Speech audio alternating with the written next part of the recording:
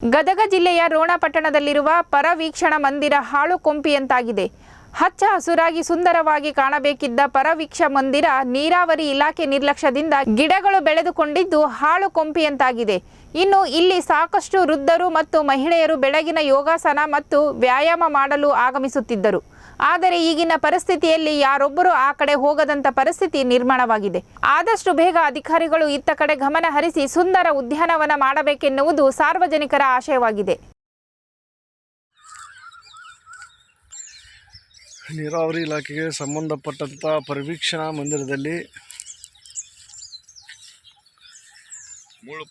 ಸಾಕಷ್ಟು ದುಡ್ಡುಗಳನ್ನು ಖರ್ಚು ಹಾಕಿ ಯಾವುದೇ ರೀತಿಯ ಮೇಂಟೆನೆನ್ಸ್ ಮಾಡದೆ ಈ ಪರಿವೀಕ್ಷಣಾ ಮಂದಿರಕ್ಕೆ ಇಂಥ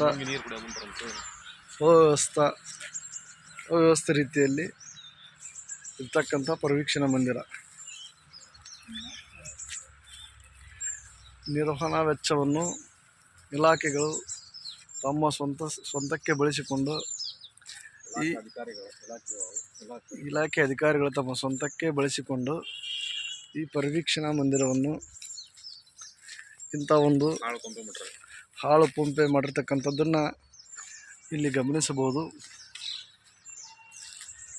ಇಲ್ಲಿ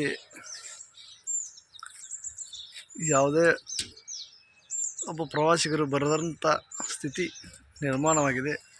ಹಾಗಾಗಿ ಇದಕ್ಕೆ ಸಂಬಂಧಪಟ್ಟ AW ಅವರ ಮೇಲೆ ಸೂಕ್ತವಾದ ಕಾನೂನು ಕ್ರಮವನ್ನು ಜರುಗಿಸಬೇಕು ಅಂತ ಈ ಮೂಲಕ ನಾವು ವಿನಂತಿಸಿಕೊಳ್ಳುತ್ತೇವೆ.